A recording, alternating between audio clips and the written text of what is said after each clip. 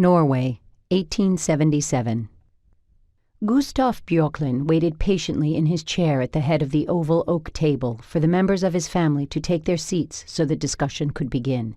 He stroked his gray beard with fingers coarsened and cracked by the years of heavy labor in the frigid Norwegian winter air. One curling strand caught in an open crack, and he felt a small twinge of pain.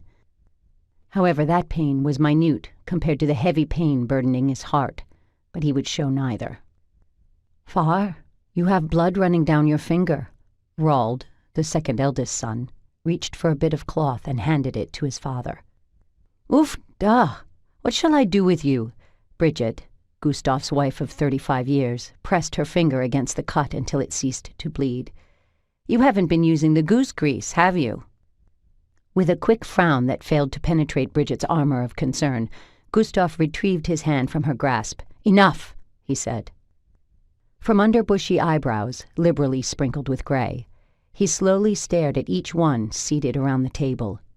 Years before, when the children were young, they had quailed from such a look and ran quickly to do his bidding.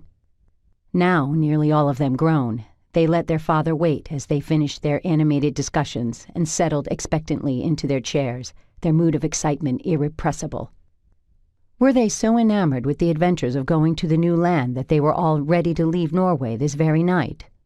Gustav shook his head at the thought. If and when they together made the decision, it would be months, possibly even years, before the needed money could be gathered.